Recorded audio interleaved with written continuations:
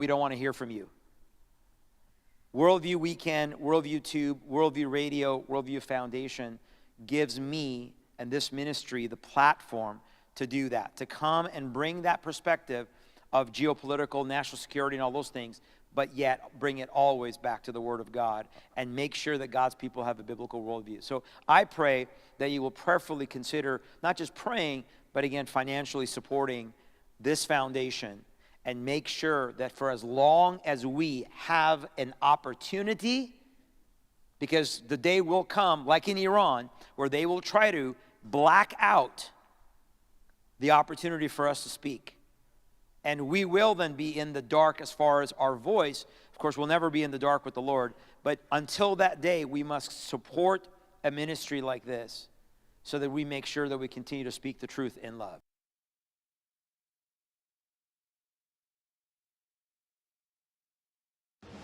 Colonel Rob Maness has a lifelong record of providing dedicated service to this nation. Having worked his way up from the enlisted ranks to full colonel, he served our country for more than 32 years.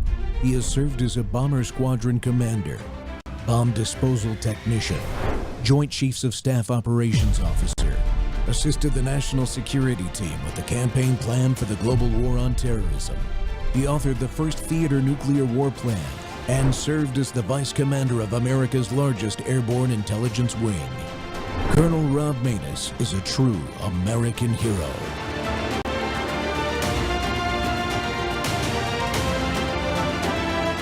This is Rob Maness Live. Look around. Look hard what's happening today. Don't rely on your legacy media because they won't tell you. They are part of the problem. They withhold the truth. They hide the scale of what is happening across the world. Ireland, Germany, France, Poland, Britain, Spain, Austria, Australia, and now even Japan and Osaka. Thousands marched through the streets demanding an end to mass immigration. This is no longer a ripple. This is a wave. The world is waking up. Western nations are demanding mass deportations. Native populations are rising. Nationalism is surging across borders, and the globalists are losing their control. Do you see a pattern yet? This is how you dismantle a civilization. Not with bombs, not with armies, but with something much simpler. Open the gates, erase the borders, invite the world in. Give them food, housing, and money that your own citizens don't have. And then make resistance illegal. Call anyone who speaks out a racist, a bigot, a Nazi. That is how you silence a nation. That is how you erase sovereignty. This is the globalist blueprint. Dissolve the identity of nations, outnumber their citizens, and replace their governments with a single world order. They don't need tanks when they can use demographics. They don't need soldiers when they have policies. The invasion is silent, but it is real. They call it compassion, but listen to their own words. One man in Germany admitted it. We have more children than you. In 10 years, we will outnumber you. We will take over. That is not conspiracy. That is the plan. But now the tide is turning. America saw through it when Donald Trump secured the border in 2 weeks, exposing the lie that mass migration couldn't be stopped.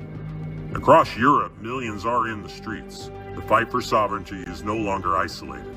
It is global. This is war, not of bombs, but of demographics.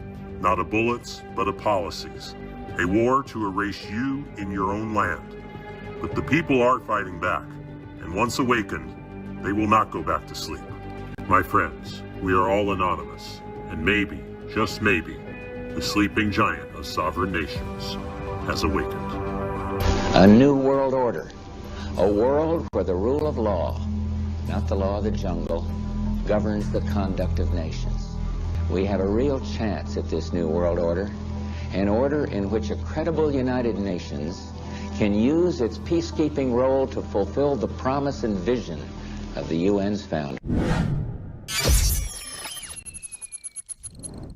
Welcome back to Truth Thursday. The Rob Maness Show is live on Worldview Tube and our X Spaces simulcast. Well, stopping the globalist attack on our society is critical to save our society. Many Americans and freedom loving people around the world, as you just saw, are becoming increasingly aware of the globalist agenda designed to bring all governments under centralized rule. But such radical change doesn't happen overnight. It is slow, strategic, and methodical, gradually eroding our defenses as a civilization and ultimately aimed at turning the world as we know it upside down. Unbelievable. Alan Paul Roberts is my guest today. He is spreading the message about what is happening and how we can do something about it and stop it. Robert's career has spanned over 3 decades across technology, manufacturing, international marketing, and entrepreneurship. He's an author dedicated to exposing the globalist agenda to collapse the society and usher in a new world order. In his explosive book, The Globalist Plan to Collapse Everything to Usher in a New World Order, in their own words, Mr. Roberts reveals the strategy with compelling detail, directly citing key players.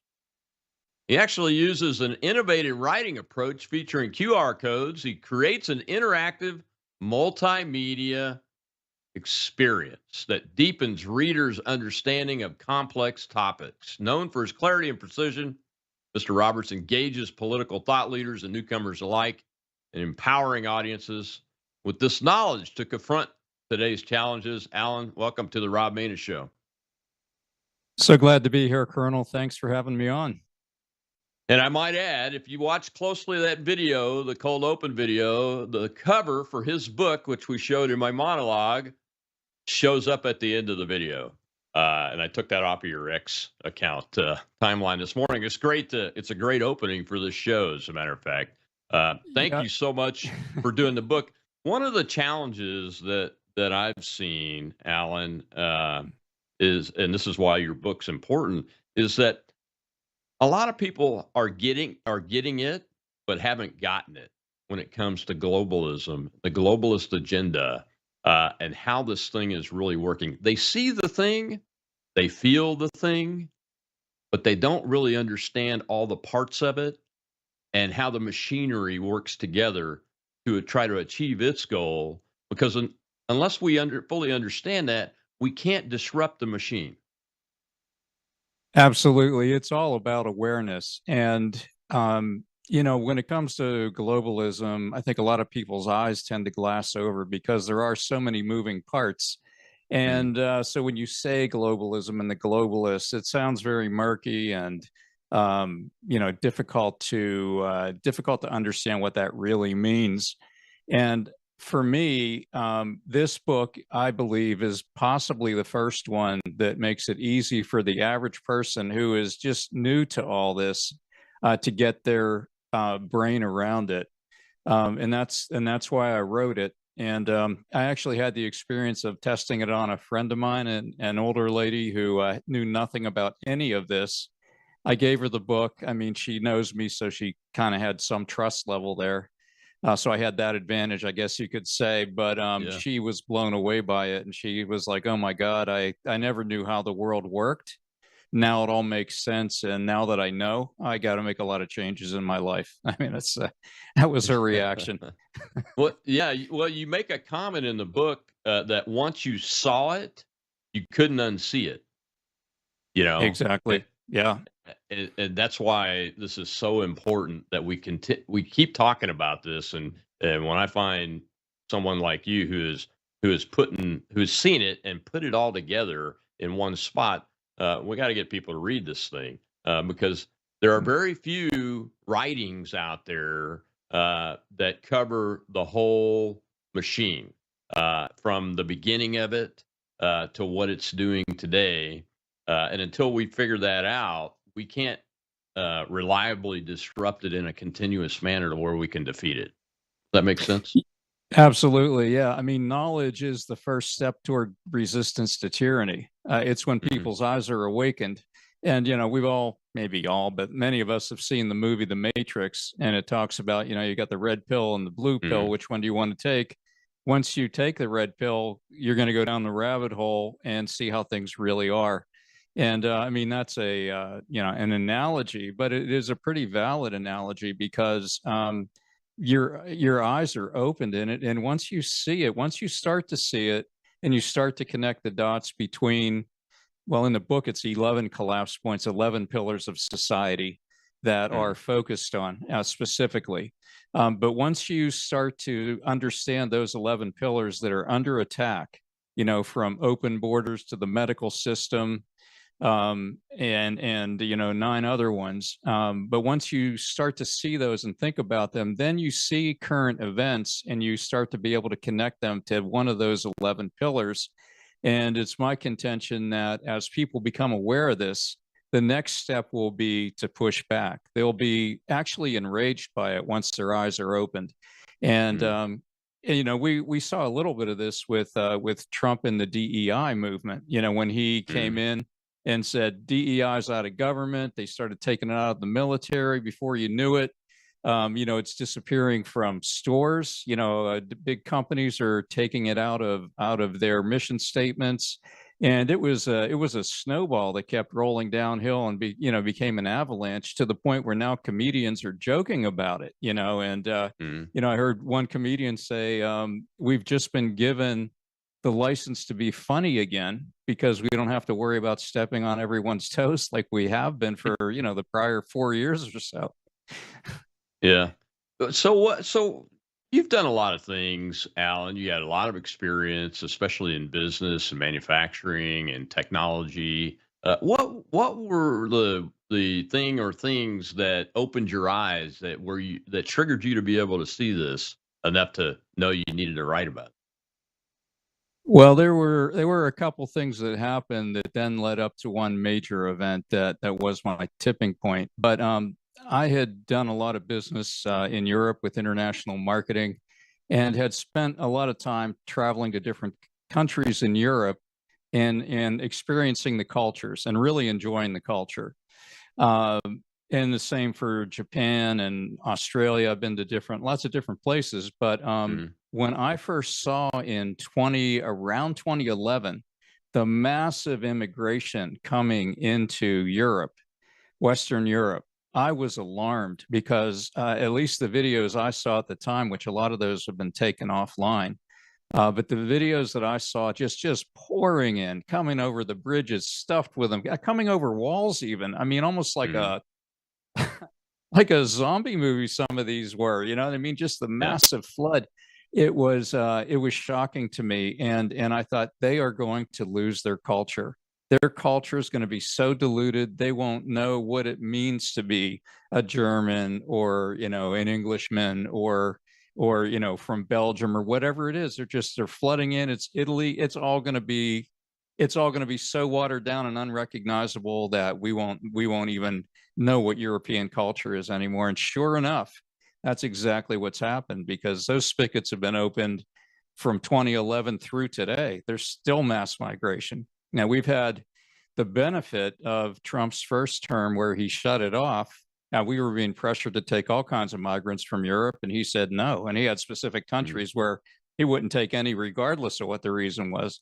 But then, of course, Biden got in, the floodgates were wide open. We had 4 years, who knows, 20 million or so Mm. illegal immigrants. And now it's shut off again, but they've had it open this whole time. That was the first thing that opened my eyes, and really it was kind of led to a kind of feeling of despair, like, oh my gosh, there's no way to undo this. At the time it felt like, but the second thing that happened to me in April 2024, and I've explained this on a couple other podcasts. I'll be brief here, but what Mm. happened is I woke up one morning in April 2024, one Saturday morning, late April, and I had something happen to me that's never happened before or since. I call it like a God moment. But I woke up at around 4 in the morning, and it was a flash of instant knowledge that's very difficult to describe. But I had this flash. I was wide awake, laying in bed, getting ready to get out of bed and use the bathroom. I had this flash of initially six pillars of society, American and Western, but primarily American society, that were all under attack Mm. and in danger of collapsing. I didn't know what was being done. I just knew, like, as a fact, they are under attack and they're coming down if something doesn't change. And I was startled. I was shocked, startled. It wasn't a fearful thing, but it was just like, wow, an eye-opening experience. So I wrote, I keep paper and pen in the bathroom. I wrote them down, and I was just like, wow, what just happened to me? And then I tried to go back to bed, laid there a couple minutes, and I got three different pillars. And I get up and write them down, try to get back to sleep. I'm thinking about these 6 + 3, 9, and I got two more. And I know some people say that sounds unbelievable, but I'm telling you, I'm a busy guy. I run a small business.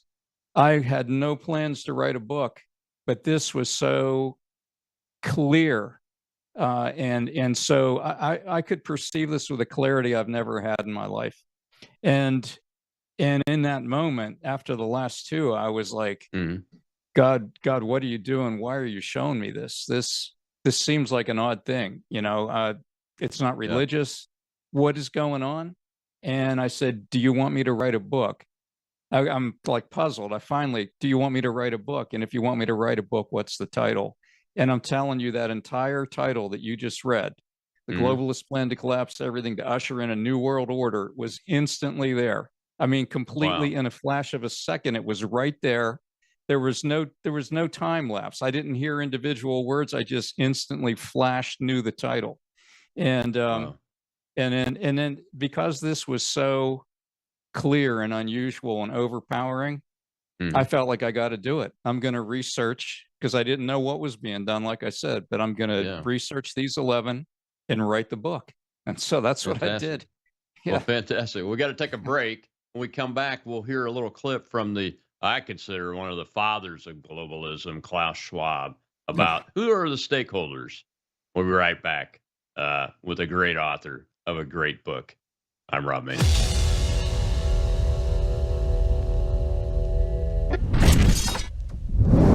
Hello, I'm Brandon House. I want to thank you for all your support at wvwfoundation.com that helps make possible pushing out 24/7 content for free. Without your support, we'd have to put it all behind a paywall. But thanks to you and your support through our foundation, we're able to push it out for free as a broadcast service and broadcast ministry of WVW Foundation. Please consider going there and setting up an automatic monthly contribution, or go there and make an occasional contribution.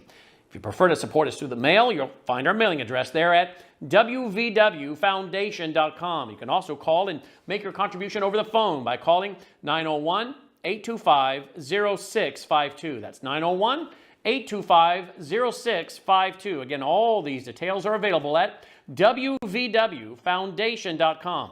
Thank you for your support as we try to help people around the world understand the times through the lens of a Christian worldview.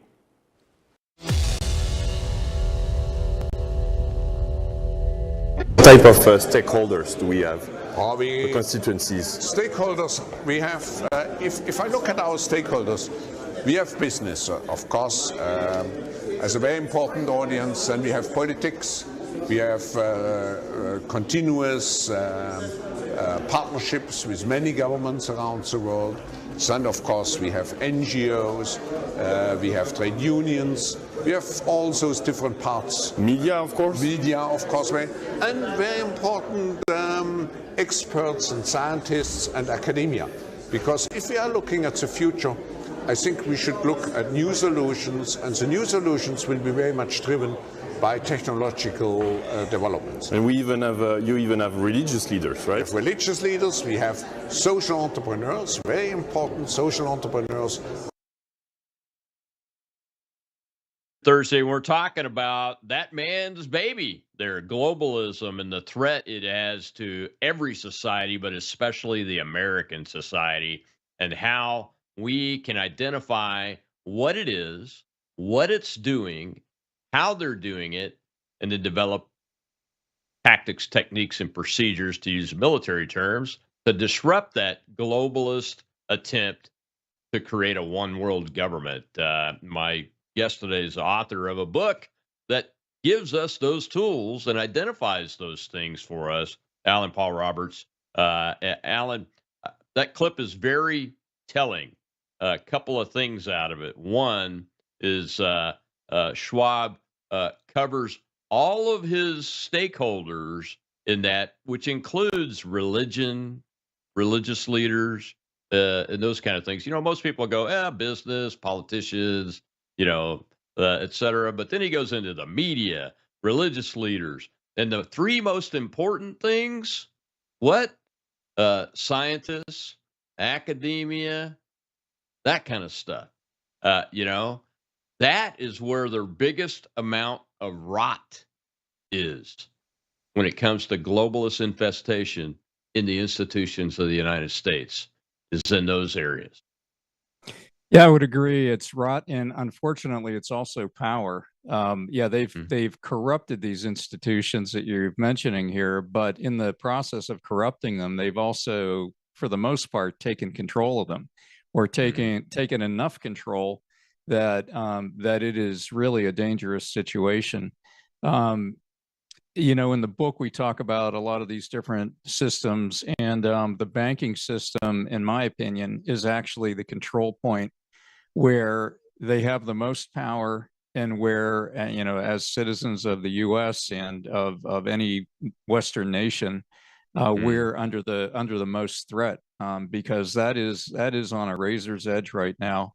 What the Fed did when they, which is just one central bank of many, right? It's the U.S. central bank, but what the Fed did when they raised those interest rates from near zero to around 5%, they put almost every bank in the country in danger of being underwater with their assets, their treasury bills, which had been valued around between say a tenth of a percent to maybe 1%. Maybe some older ones were 2 or 2.5%. But when you raise the rates to 5, everything is now a ratio of that value. So if it was 2.5 and now it's 5, your treasuries are worth half what they were. If it's 1 and now it's 5, you took an 80% drop in value. So if there's a run on the bank, then they will have to cash them in at a loss and be in danger of going under, at which point they'll be forced to do a bail-in, which they can legally do, to take your money and give you bank stock in return. So, if that happens on a big enough scale, then, we're off to the races with, a digital currency, of some type. Which is why I believe the Trump administration is trying to get control of that digital currency on their own terms before they're forced to take a central bank digital currency on terms they don't want.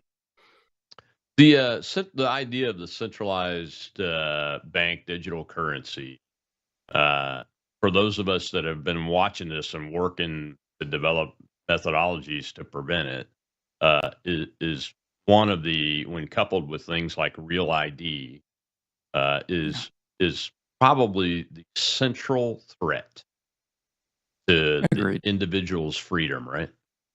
Oh, absolutely. That is the biggest threat. And, the ability that they're going to have, and the book has, on that point, the book has 175 QR codes that you can scan with your cell phone to jump from the book to a supporting video or a supporting document. And there is a video on this topic that takes you to the not the World Bank. Gosh, I can't think what the name of it is.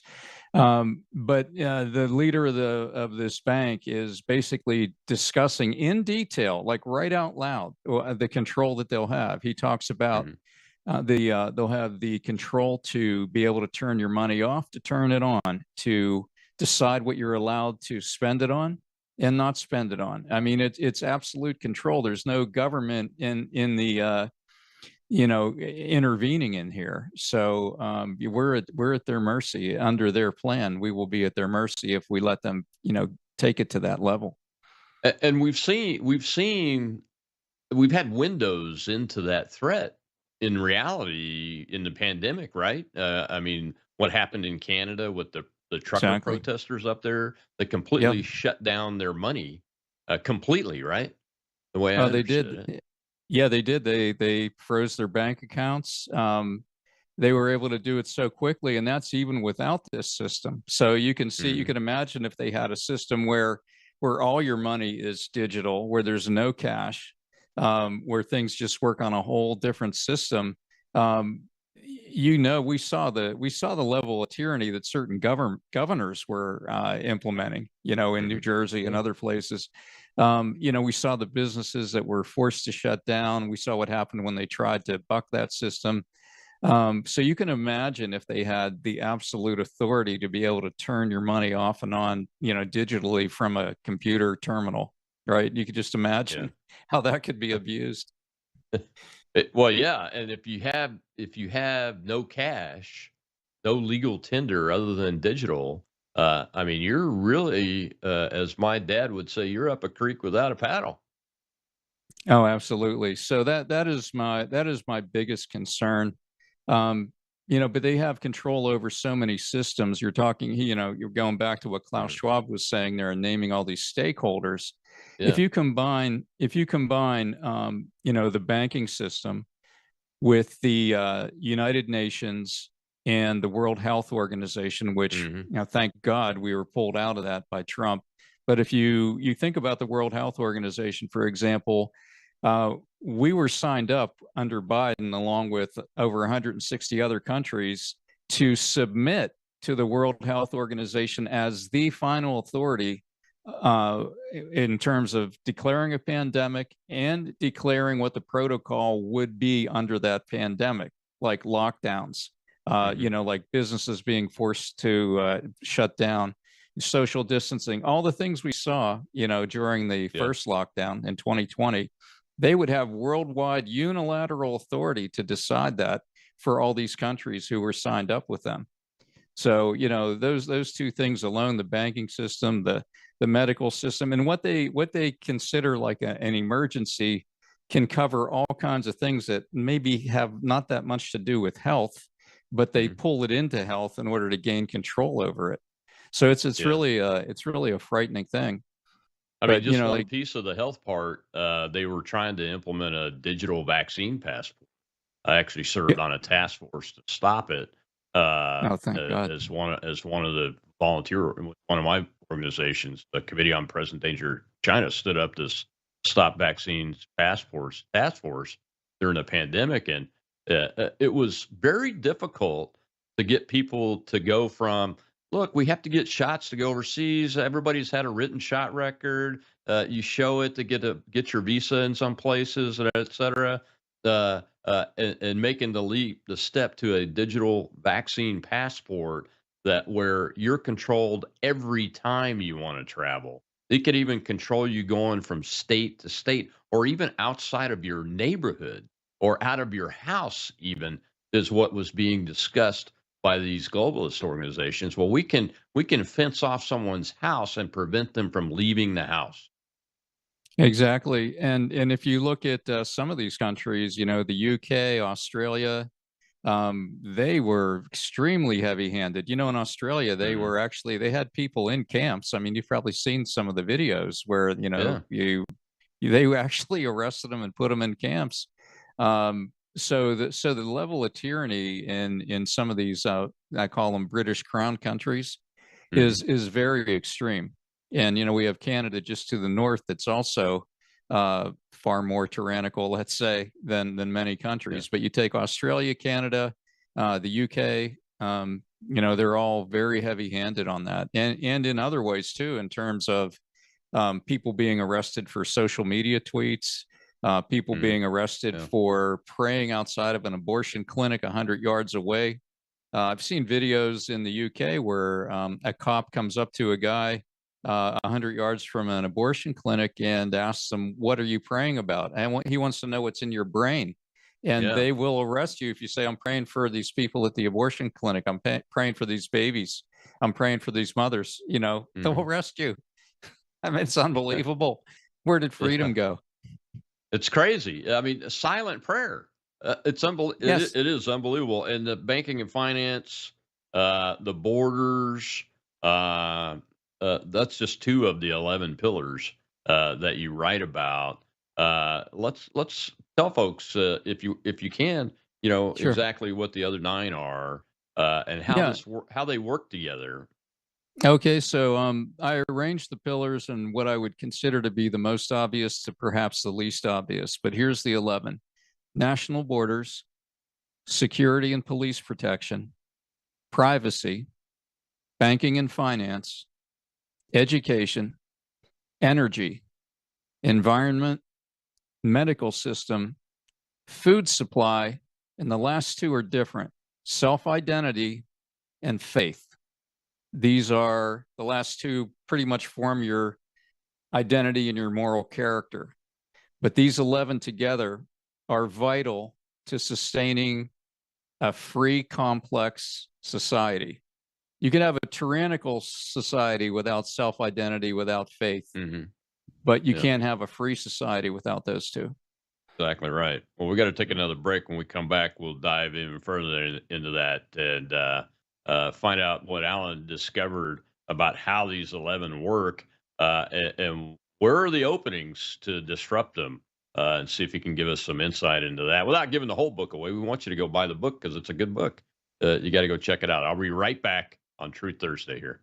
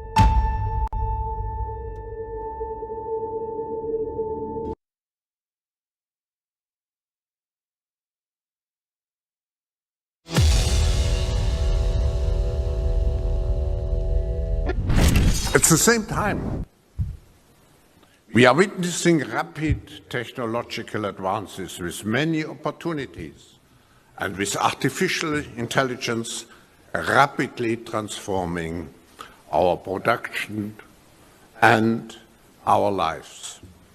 And breakthroughs from the fourth industrial revolution provide new opportunities for global prosperity and growth. All those factors will have a profound impact on the future of humanity, provided we are able to work together. To drive future economic growth, we must embrace innovation and foster collaboration across sectors, regions, nations, and cultures to create a more peaceful, inclusive, sustainable, and resilient future. At this critical juncture, the active participation of all stakeholders is essential to ensure a sustainable development path. I'm delighted that close to 2,000 leaders from multiple sectors representing some 80 countries and regions have come to Dalian for this year's meeting. Welcome back to the Rob Maness Show. It's Truth Thursday, and globalism is real. You heard one of its leaders. I know he's retired from the World Economic Forum that he founded, but Klaus Schwab there talking about how the collaboration of these stakeholders has to be forced. That's the key phrase in all that word salad you just heard. Forced collaboration. Of course, we're talking about government force, societal force, but mainly government force. And my guest today is the author of a great book about this, how to identify the agenda using their own words and to look at that. The title's "The Globalist Plan to Collapse Everything and Usher in a New World Order." It's very important. Alan Paul Roberts is my guest today. Alan, uh, the we see one of the things I wanted to talk to you about today is we see how the elements of the 11 pillars infiltration, that's what I call it, the infiltration of these pillars.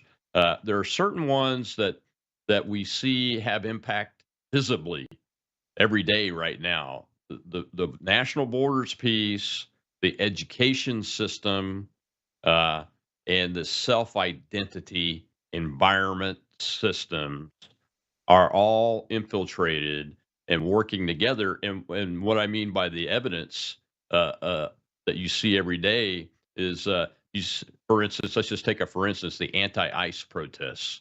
I don't call them protests, really. That's the wrong word. They are insurrection operations that most often include violent direct action and are organized quite often by Antifa, domestic terrorists, and their funders through various non government organizations. But they're all using those particular pillars to get this job done. Yeah, and you mentioned their funders. That's really what we have to focus on is where's the money coming from. So like George Mm, Soros's Open Society Foundations and so many of these non-government organizations that have incredible funding and the ability to coordinate their efforts along with the goals of the World Economic Forum and the globalists behind lots of these organizations. But I agree, they really do work together. If you take the first two, national borders and security and police protection, you can see how those tie into each other because they opened the border wide open. And at the same mm, time, they defunded the police. So there's not only less police, but they made them less confident in doing their job, afraid of being sued or doxxed or not supported by their mayors or the criminals getting right out on the street an hour after they're, arrested because there's cashless bail now. So these two things go together, open the borders and make the people less secure. A reduction in security, a reduction in police protection, which is an increase in law and order and an attempt, these are two pillars to bring the country down. So mm, what Trump is trying to do by sending in the National Guard is a indirect opposition to these big blue city mayors and governors who are trying intentionally to make their states and their cities less safe and more chaotic. It's an intentional thing. And you combine this with what we've talked about, pillar number 3, privacy, the ability to surveil is at its highest point in history, at a point tyrants of the past could only dream of. I mean, if you combine the phone surveillance, we saw what happened to the J6ers. They got the phone records. Anybody that was in the area, got a knock on the door from the FBI. Many of them got thrown into prison without a trial, sitting there until they were, acquitted by Trump. But the power to round up based on phone records, based on mm, email communications, based on your social media, all this stuff is being tracked and surveilled, at an increasingly sophisticated level, which is why some people have such a problem with Palantir being involved in our current, government, efforts that are going on right now with getting contracts and things like that. I mean, we have to really be on our guard to make sure that this is not abused because it could so easily be abused. I mean, we saw that in the last administration where they were trying to, Joe Biden with his famous speech with the red lights in the background and the Marine mm, Guards talking about, the MAGA folks being the biggest threat to the nation. You know what I mean? So you yeah. can imagine when you combine the power of surveillance with that intent, the amount of power the government has.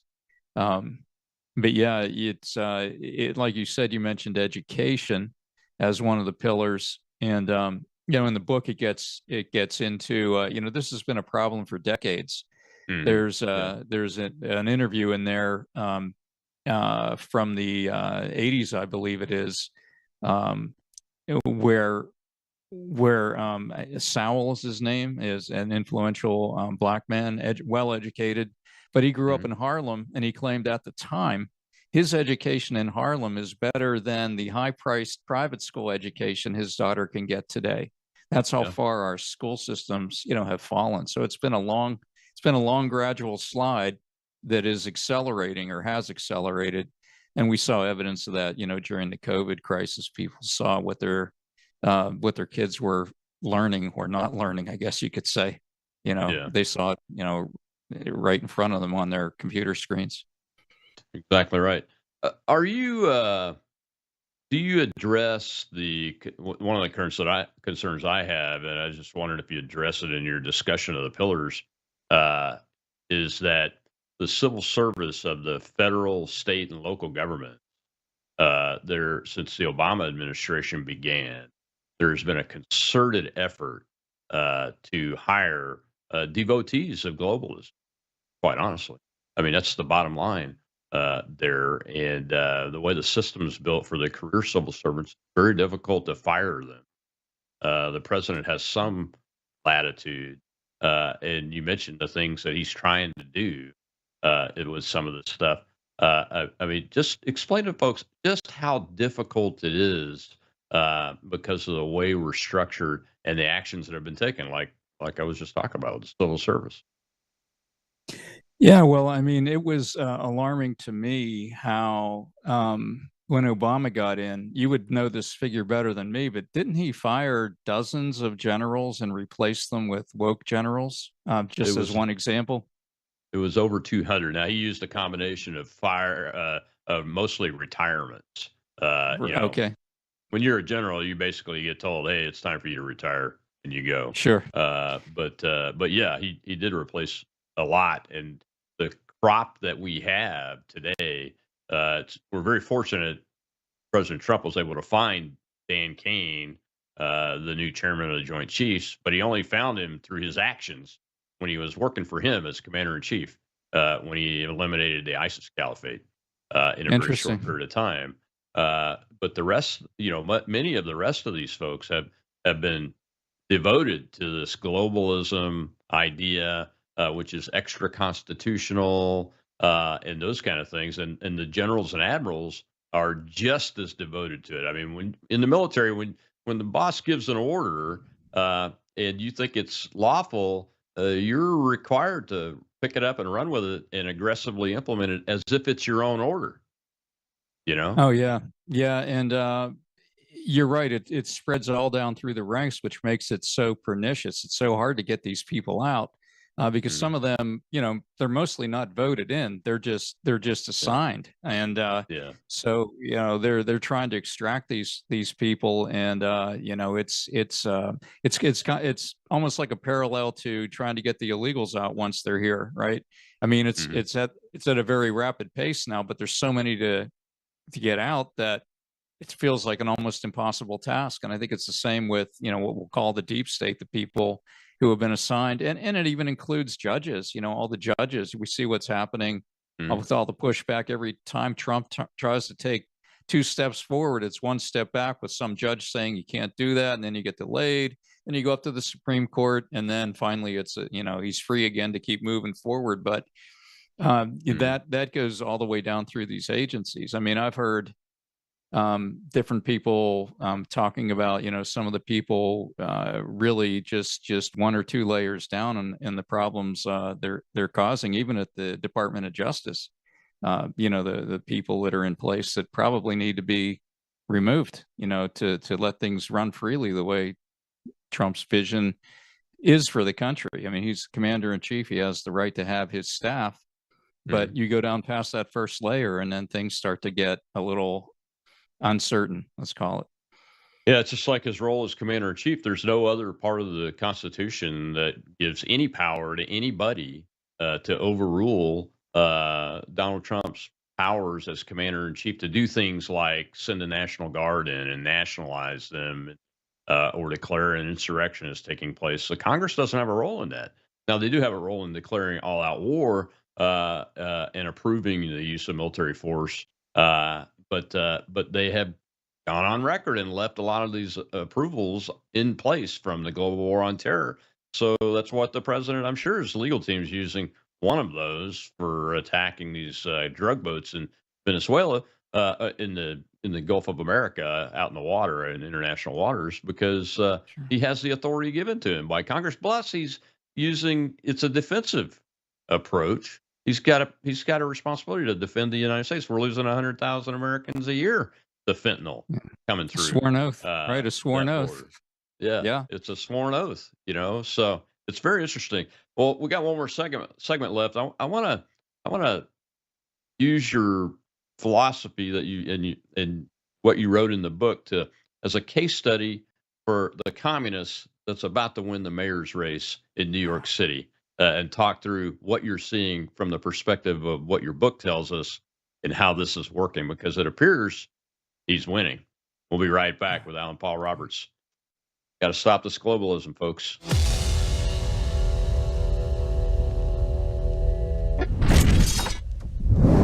News is moving faster than ever, and so are we. Worldview Tube brings you 24/7 live stream coverage and now real-time alerts when it matters most. Once you have the Worldview Tube app installed, exit the app and navigate your way to Settings. In Settings, locate the tab labeled Notifications. Select the Notifications tab. Scroll down until you locate the Worldview Tube app icon.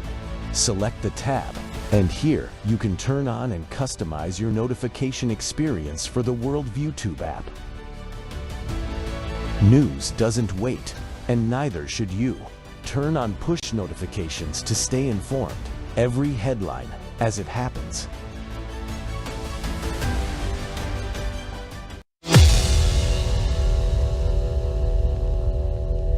What did you make of the New York Democrat primary?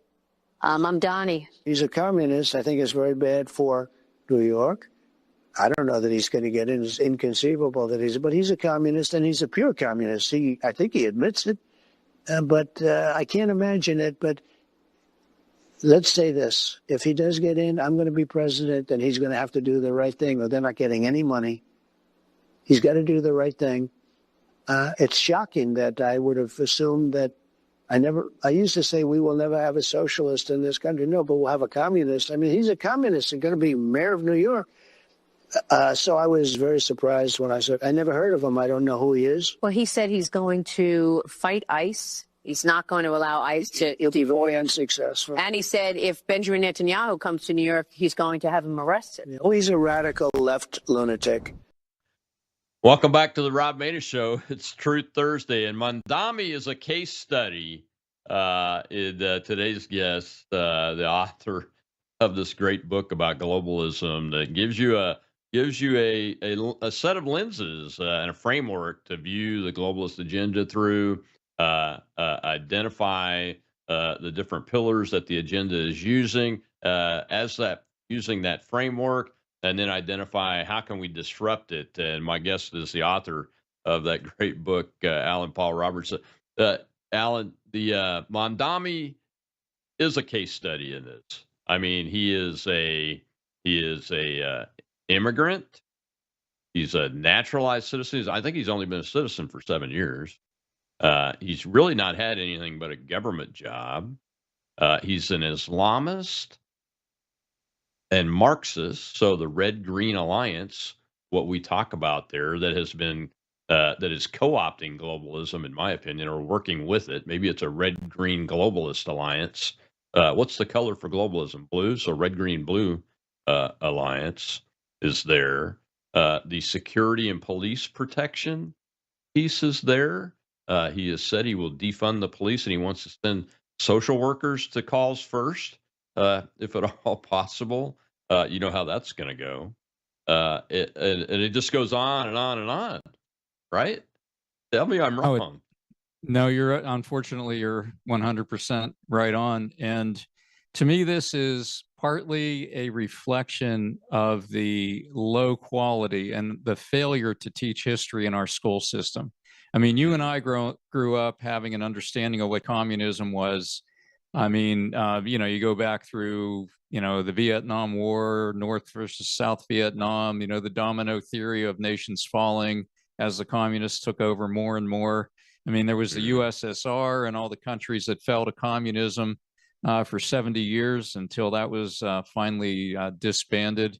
But people don't understand what's at stake, so they believe these lies. They believe these socialist, communist lies that, oh yeah, the government can take over the grocery stores. The government can take over the housing. I mean, he was just quoted recently.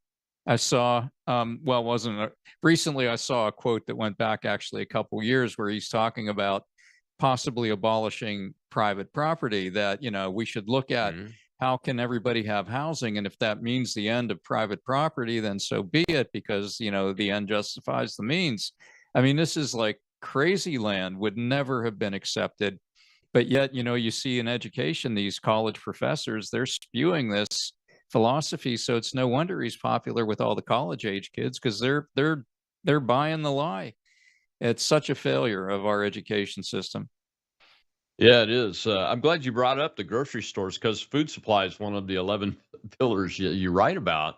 I mean, most people, when you see the term food supply, you might think of food security, which we hear a lot of the agriculture secretary Brooke Rollins talk about these days, because there's some threats out there from China that we've disrupted and intercepted, and some that we think they've been successful with over the years. But this is taking over the food supply by government, which every American that's over the age of 40 knows that that's never going to work. You're going to end up with pictures and videos of long lines and bare shelves. That's the way it works with government trying to do. Always, always. When government tries to control things that are controlled by supply and demand, it always fails. I mean, and they'll put price controls in to try to hold the price down, then the supply dries up, and then the underground market comes in, and people are willing to pay whatever they have to pay to get it. But it's not just government with these globalists; it's the union, the merging of government and big corporations. These mega corporations, are really part of the whole control system. It's a public-private partnership. You hear that expression. That really is what it is with these major companies, these non-governmental organizations. They all kind of work together. But without the companies and the money that's behind the companies, they would not be able to have near the power that they do. In the book, there's a section called "Who Owns the World?"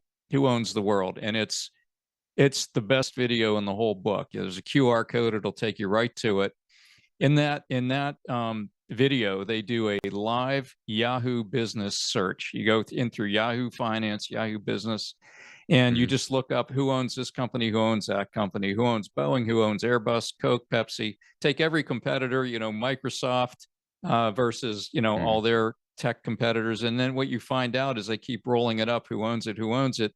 The same small group of companies own it all. And then it comes down to eventually, Vanguard, BlackRock, and State Street are the big three, the big triad at the top. And then they own each other's stock. But in the end, Vanguard has the greatest amount of control. So in a sense, Vanguard owns the world. But Vanguard's organized in a way that you are not allowed to know who owns Vanguard. So the real question is, who has controlling interest over most of Vanguard? That's who really owns the world in terms of the control. But that's why they have such control over the media. Well, you've probably seen these videos where everybody's parroting the same talking point. Yeah. And it's because they really do control the news media. The news media gets the major news media, we'll call it, gets their information from the same sources. So the teleprompters are being fed by many of the same sources, which is why they say the exact same thing.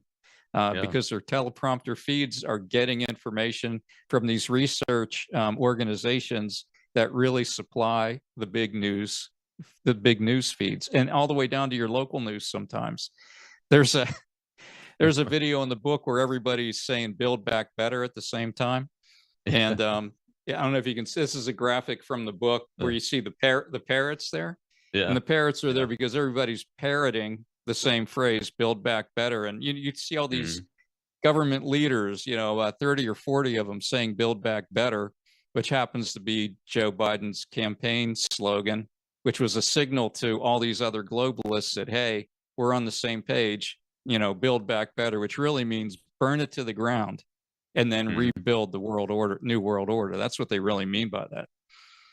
Yeah. Yeah, it is. So looking at this Mondani phenomenon that's happening in New York City, I mean, we're talking a city of 8 million people. He's been in the House of Delegates for a few years before this. So he's not unknown totally.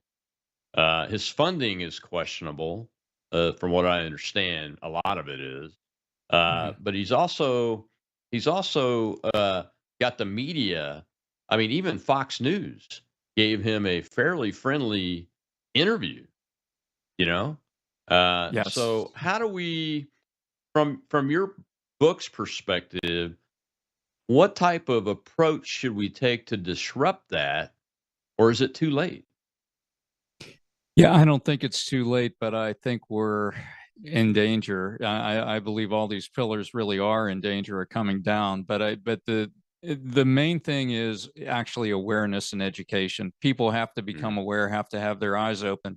I mean, probably everybody listening to this podcast right now can probably trace their journey. I call it the red pill journey. What did it take to open your eyes and get you to finally see it? In college, you have one view, you start making money, you see how much taxes are taking out, you start to get a little bit of a different view, and then you get wiser and more experienced, and your view eventually evolves. But on the kind of things we're talking about, I think it takes a very concerted effort to spread the truth about this, which for me, that's the book. But it's what we're all trying to do. We all have a role here. Everybody that's in the alternative news media, and trying to make an effort. But I mean, the book in particular is written in a way that it really can open people's eyes. I really think it's a red pill experience for doubters. That's really who it's written for the most. Everybody will benefit because it helps you connect all the dots, and it'll give you like a very complete perspective. It's a beginning to research from there and go even deeper. But for people who don't believe any of this really can open their eyes, because it starts off like, who are the globalists? What are their goals? And then it gets into the 11 pillars that they're trying to take down, and it provides the proof, video by video and article by article. You can see it for yourself. So it's not me saying it as much as it is watching it, hearing it, going deeper, including UN documents and everything for people that really want to go deep. But then it's okay, they're trying to do this, and then it's, how do we push back? How do we become mentally resilient and able to really spread the word and push back? And then the final one is just like coping. Okay, what if the worst were to happen? What should we be doing to prepare? In various ways to minimize the impact to ourselves and our family. But I, in my heart of hearts, I believe this can be won. I mean, at the beginning of this process, it was kind of hard doing all this research and seeing all this evidence for what they're doing. It was kind of discouraging. But as I kept going, I felt like, no, we can. I started seeing people's reactions as their minds are being opened to the truth of this, and it causes an awakening where people have two reactions. It's like no and hell no, and we want to get them to the hell no stage where they're pushing back hard, because that's where things start to really happen. But however we do it, we have to wake people up. That's the way it changes, just like it did with the DEI that I think I mentioned earlier. That became a movement, and now everybody's like, we're done with this. Yeah. A good place to start with to get people to the hell no is New York City right now. Yes. Got an election in 2 weeks, or less than 2 weeks now. Brandon Strock of the Walkaway Movement, by the way, is up there working. You should go check him out, folks, if you haven't seen it. Another good place to start is all these blue cities that are have people out there attacking ICE agents and attacking independent media journalists and those kind of places. Everybody needs to get to the hell no really fast in those areas for sure. But yeah, I like that. Let's get to the hell no. This is a great companion book to the book that I talk about a lot, and that's General Flynn and Boone Cutler's The Citizen's Guide to Fifth Generation Warfare, which is really all about the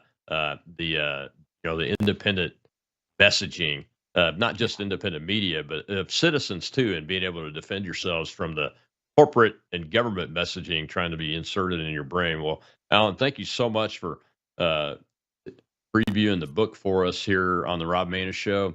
Got about 20 seconds left. Tell folks where they can find you and find the book. Sure. Yeah. The best way is just to go to globalcollapsebook.com. And once you're there, you can order a signed copy if you like. They also come in sets of 3, 6, 9, and 3, 6, and 18. The lower the price, of course, but it's a way to spread the word. At the bottom of the page, you can see my social media links. There's also links to buy it on Amazon if you just want to do it that way as well. And I should just say, in total transparency, there is also an edits tab where I've made clarifications and corrections to a couple things in the book it's important to know that too. So just head on over to globalcollapsebook.com.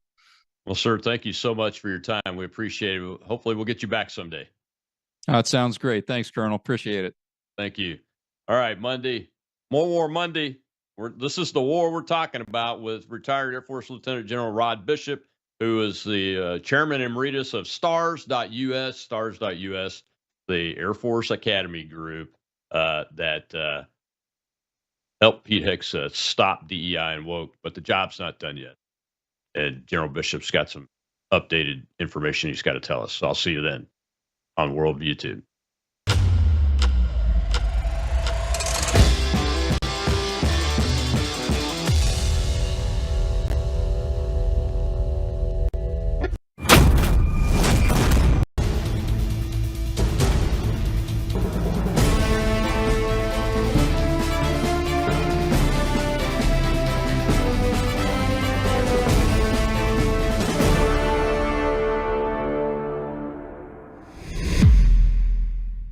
Good afternoon. Welcome back to another episode of Live Up to Freedom. Thank you so much for joining me today. We are live on worldviewtube.com, worldviewtube, Rumble, and X account. Also, if you have the app, you can watch all of our streams, not just mine, on WorldViewTube app. And if you haven't installed it, pretty easy, for free. Just go to your app store, look up WorldViewTube, and install the app. And make sure to set your notifications to where you will receive notifications when we go live or when there's a breaking news going on. We are also live on X America News on X. We are live on my platforms on Rumble, 2 YouTube channels, Facebook, and Substack. And as always, we are live, so I will check on the comment sections. Today, most likely, I turn my whole body to do it instead of just my neck. But I will check on the comments. I will read them. If you have questions, comments, any information adding to the discussion, I will greatly appreciate it. And share the feed. I'm not going to say it's the most important feed that's airing today, but I would say someone out there might need to hear the information. Or they might be confused, and this conversation might give them some answers. We have a lot to talk about. A lot has happened. But I want to talk to you first. I just want to talk to you first. I'm sure we all have had our days, especially last 3 weeks, of frustration, confusion, uncertainty, and all of that. But one thing I kind of faced plenty this weekend, I should say starting Friday evening, is I feel like the switch for thinking has been permanently disabled in majority of population. Why do I say that? I have, those of you who follow me, especially on Facebook and Substack, you've seen my reporting. There are times where I'm just reporting, meaning I'm just giving you the information that's out there. There are times where I'm analyzing. There are times where I'm explaining. And there are times where I'm doing investigative journalism and writing about them for different things, all with the same goal and, agenda, but different things. on starting Friday evening until today, one thing I noticed is, my mind doesn't change. My tone has never changed in the last 10 years. And it's not going to change. Somebody asked me yesterday if there was one thing, guaranteed, and there was one thing you could remove from planet Earth, what would that be? And I was like, Islam. They don't even need to think. And they're like, whoa, wait, let me finish my sentence. I'm like, you don't need to.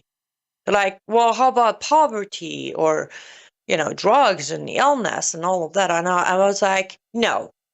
I'm sure 9 out of 10 people will think about that. So if it comes to my choice, I'm going to remove Islam, because with Islam gone, millions, maybe billions of lives are going to be better. So my tone won't change. I don't do radical. I don't do moderate. I don't do hijacked. I don't do any of that. There's Islam proven for those who care to know the truth. But what I have noticed is the change of tone, but change of tone in I'm trying to be polite here, or at least choose my words carefully, in a ridiculous way. 3 weeks ago until today, I kept reporting of, well, this is not a peace. There has not been a signature on any paper from the two parties of being Israel and Hamas. Stop getting ahead of yourself. You should not negotiate with terrorists, all of that. But then I was attacked, as you know, or I saw other people celebrating, cheering, all of that. And then starting Friday evening, I started seeing the, well, that didn't last long, or why did you think it would last? Like a few of them I actually asked, I said, aren't you the same person who told me not to be a Debbie Downer? Now you're claiming that you knew this isn't going to last? Of course, there was no answer. The reason I'm bringing this up is I'm starting to worry about our society, and I'm not just talking about America. I'm talking human society. Do we think anymore? Or do we turn on our preferred platform, we see what's out there and we just go with the flow? Like, are you all forgetting how to swim? That's my question. Figure of speech, of course. I recently was told that my sentences and sarcasm can be confusing at times, so I'm trying to be careful with that too.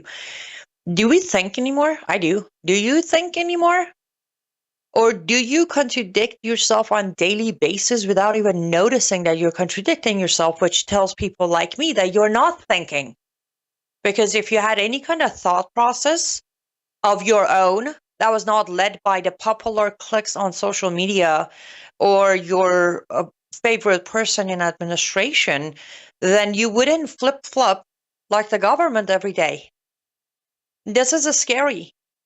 Government flip-flopping is part of politics. The reason politicians are politicians is because they have mastered the art of flip-flopping and never admitting to flip-flopping, right? Has our society become all politicians now? It's very concerning, at least for me. Saturday, I highly doubt my audience have not heard, but on Saturday, ceasefire broke. Now you have those who will say Hamas did it, you have those who will say Israel did it, and then you have me who said, who cares who did it? I really don't care who broke this ceasefire. I don't. Because it was an unstable, fragile, up-in-the-air ceasefire from the beginning that was called a peace deal. So it doesn't matter who did what when. What matters is the illusion continues. You have those who come on and say, well, it's Hamas. Of course, you shouldn't have expected it to last. Not that I did. But then you have President Trump himself on Sunday, after tons, and by tons, I don't mean number-wise, I mean weight-wise. Thanks to English, I have to explain. Probably there's a different pronunciation. But anyways, tons of bombs were dropped. And a bunch of people died. I think 2 or 3 IDF soldiers were killed. A couple of Hamas members were killed. President Trump looks people in the eye and says, the ceasefire is in place. Does he not know what a ceasefire means? Or is he genuinely that bluntly lying flat out at this point? And the moment he says that, everybody's tone on social media changes again. Peace, peace, everlasting. Bombs are still landing. Hello. Bombs are still landing. Rightfully so, Israel government shut down all the aids coming into Gaza. I should note this. I'm trying not to, guys. If you see me move hard or stiff, or if I sound a little out of breath, the next situation has got worse in the last couple of days. So I don't want to fail and take the week off or whatever. But when I breathe, the back of my shoulder actually have a sharp pain. So if you hear that, it's not that I'm having a heart attack because of the topic. It's just my neck and shoulder situation. He's lying, and then social media tone changes. Everybody, those who were complaining Friday night and Saturday, come back to being all cheerful and happy Sunday. Come on. Let's do a quick reality check. There was